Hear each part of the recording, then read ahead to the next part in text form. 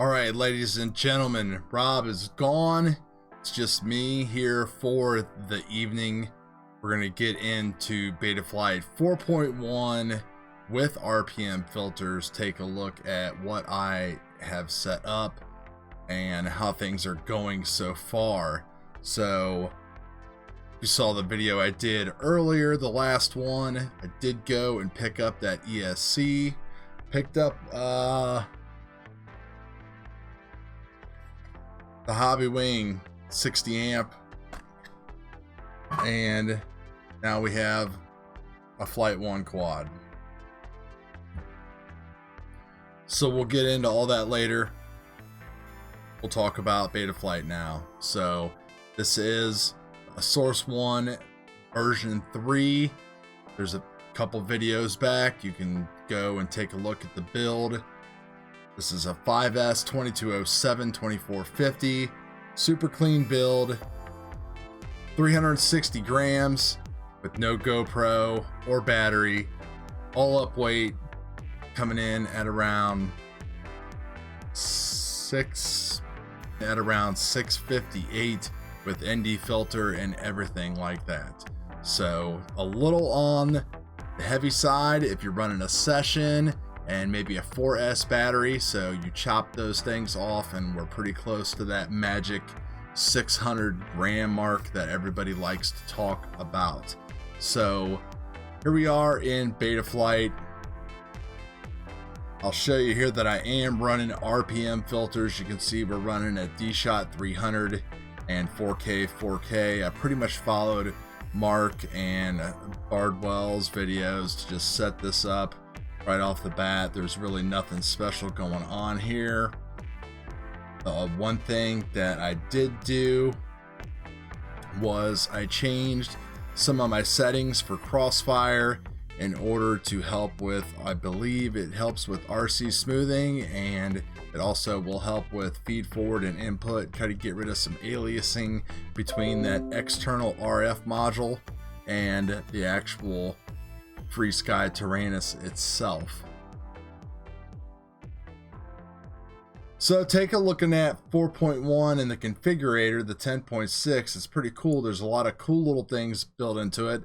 Like I have my link quality and my RSSI going on all the time now, so I know whether or not I am in super fast crossfire mode or I'm busted down to the 50 Hertz mode. So that's really nice to have. That was like a Radix thing. Now it's built into Betaflight. That's great.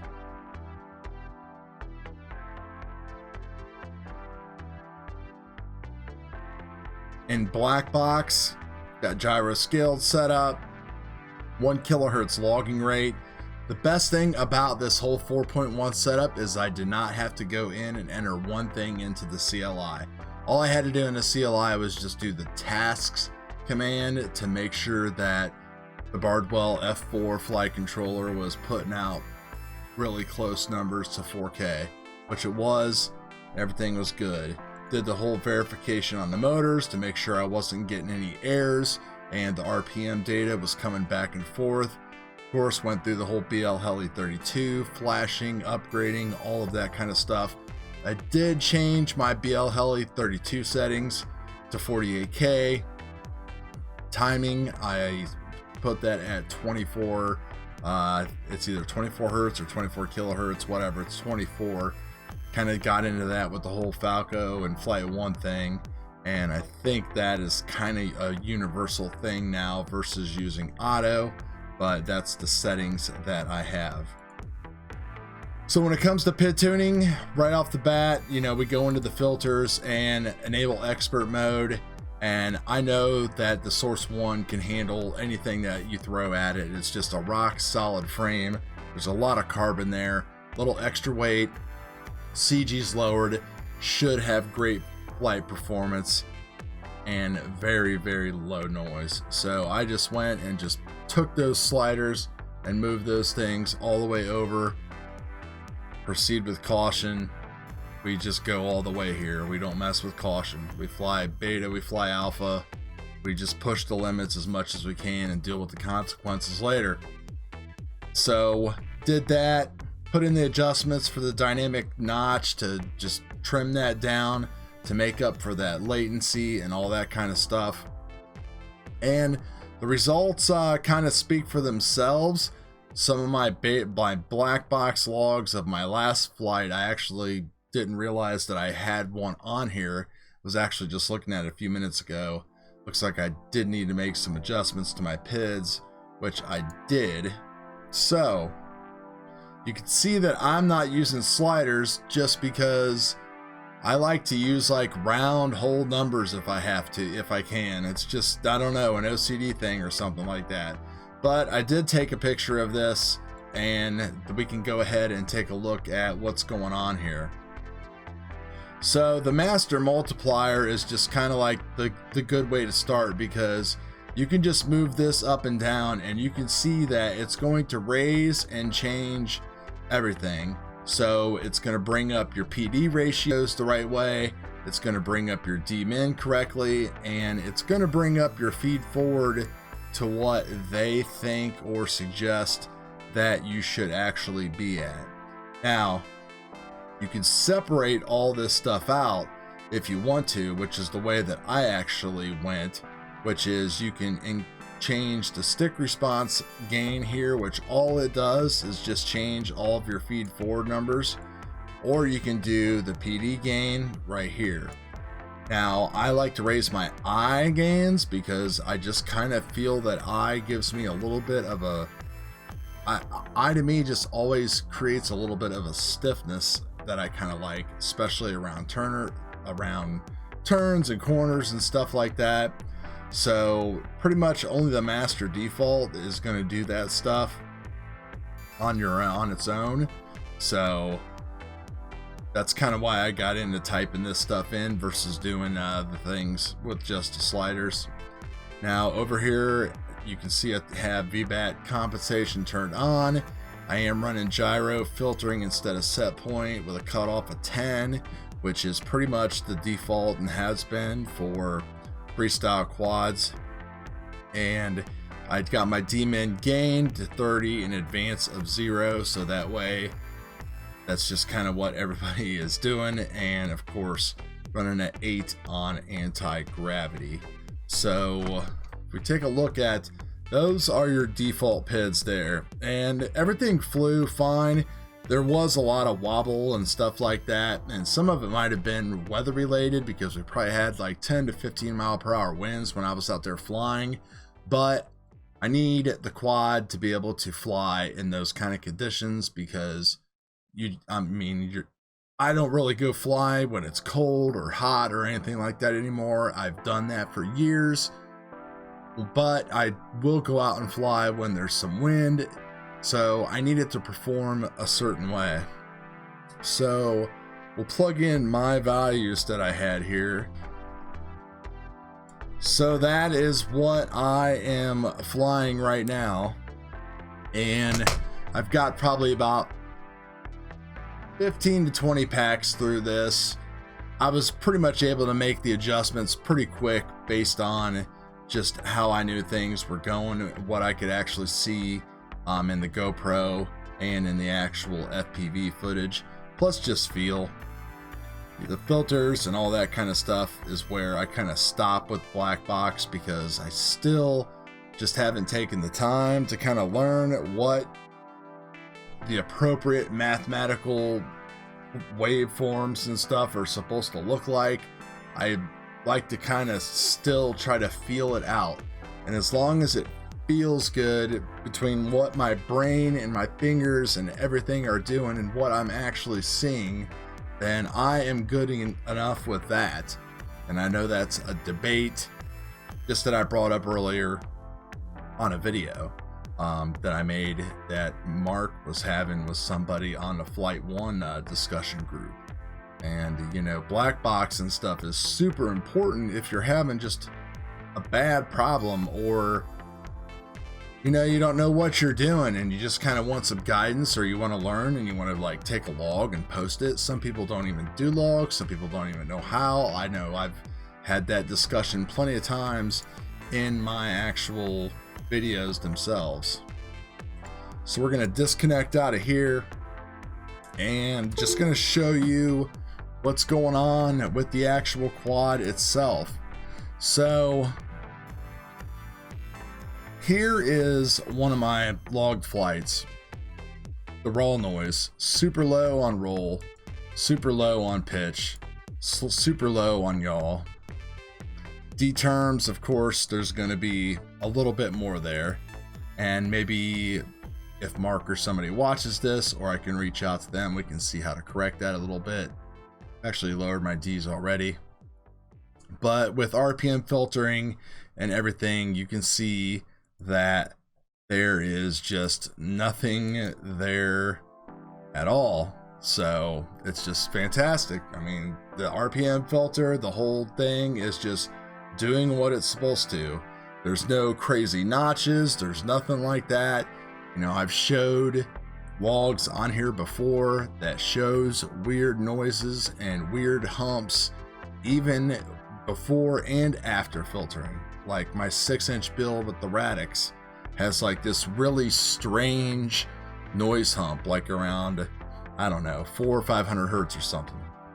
And it's real narrow. It's almost like there's a faulty gyro, faulty something in there or whatever.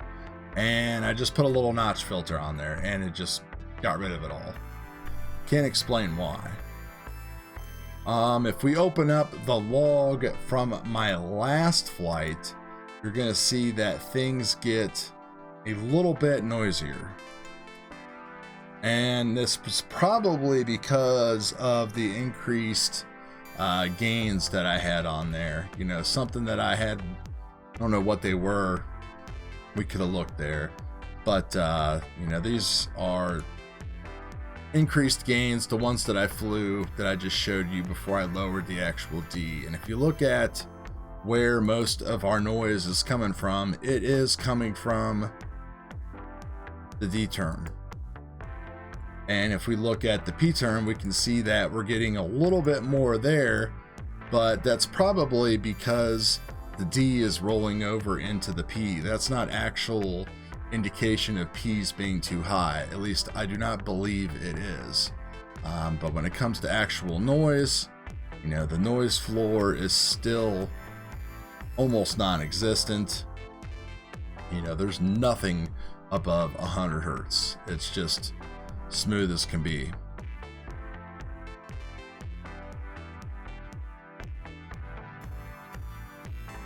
So Mark has this JSON file where you can basically tab through and look at the health of your quad.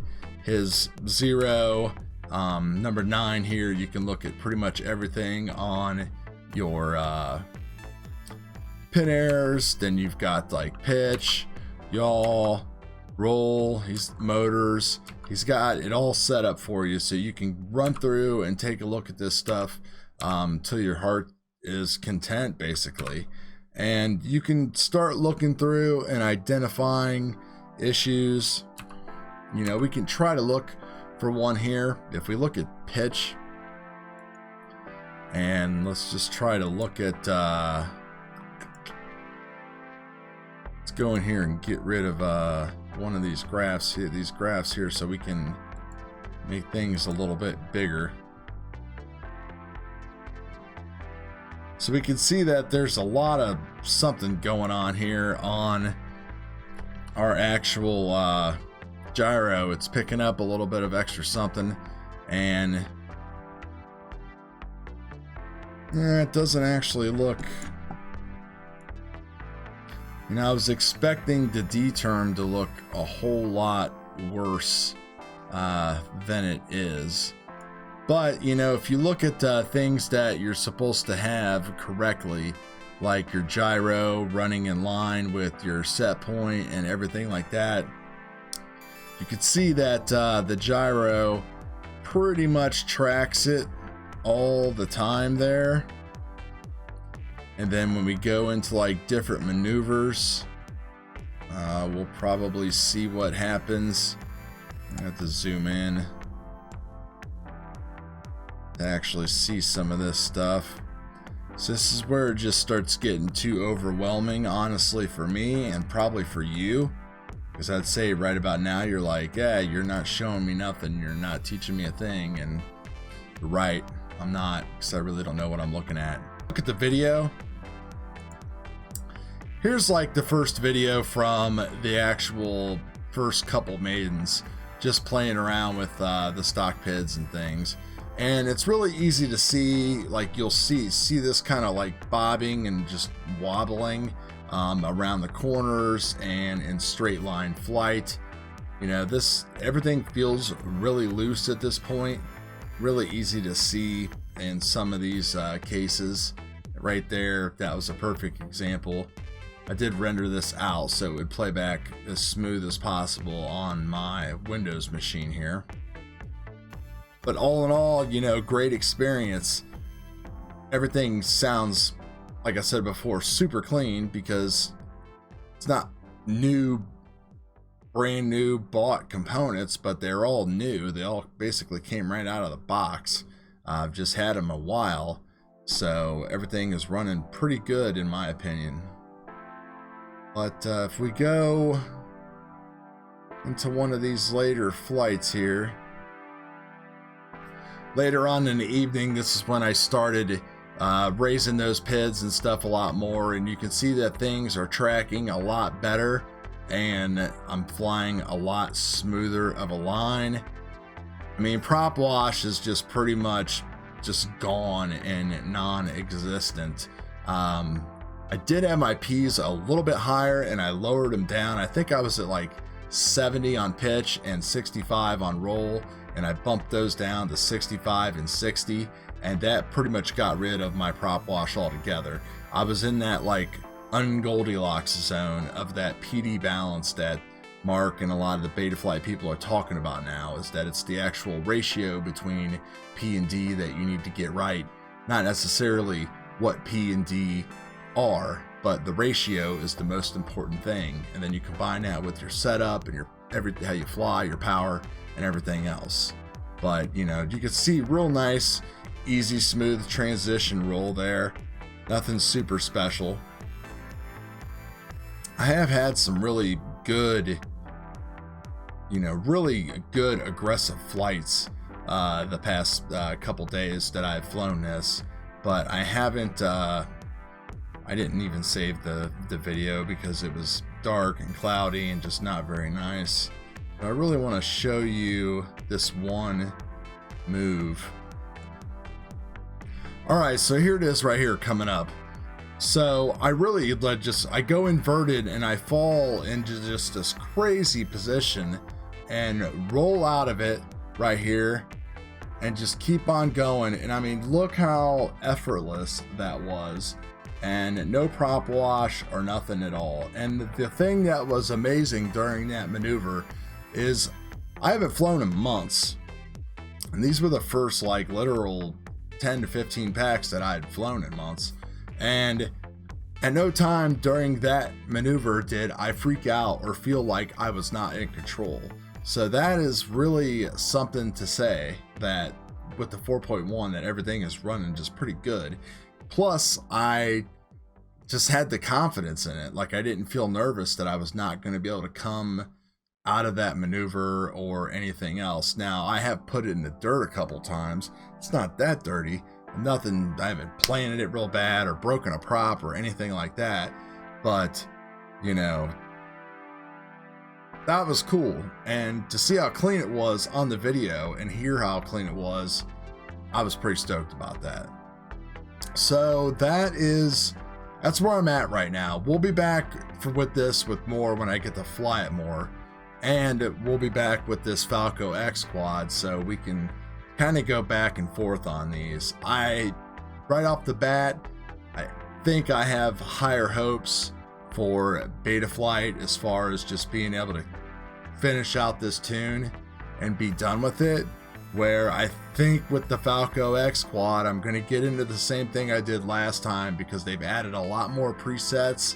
I just threw the latest alpha on there.